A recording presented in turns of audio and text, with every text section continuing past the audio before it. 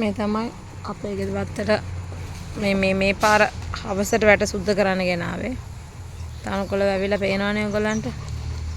තනකොළ වැවිලා තියෙන සෙට් එකම තනකොළ සුද්ධ කරනවා. ඒ කළු අපි කළු අය රේසිස්නේ අපි කළු අයට තමයි මේ වැඩිපුර වැඩ දෙන්නේ. සුදු අයට නෑ. ඔය තනකොළ හොඳට සුද්ධ කරන්න ඕනේ. නැත්තම් රැයට කන්න නෑ. තනකොළ ටික සම්පූර්ණ මේ සුද්ධ කරලා ගන්න ඕන.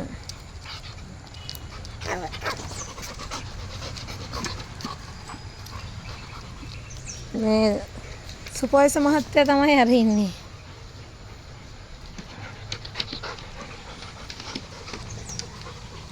කළුවෝන් තමයි ඔය දැල සුද්ධ කරලා ඒව මේව කරලා තියාගෙන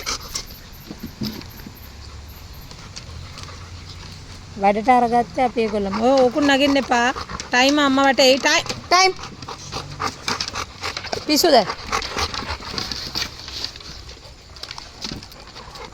මේ බංකුව කැඩෙයි. යන්න.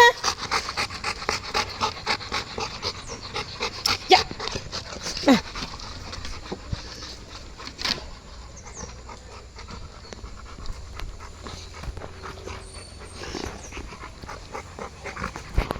ටයිම්.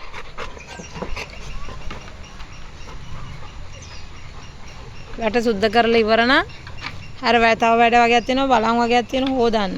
එල්සා නම් ෂෝක් තැනක ඉන්නේ. වල් බල්ලෙක් වගේ.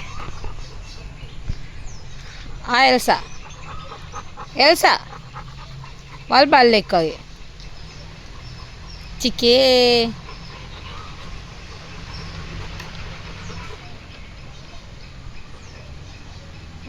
තඩි ගලා.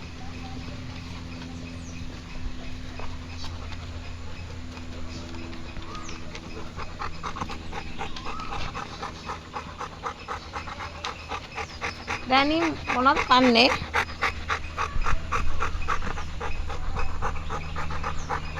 සාඩ හොඳට සුද්ධ කරන්න.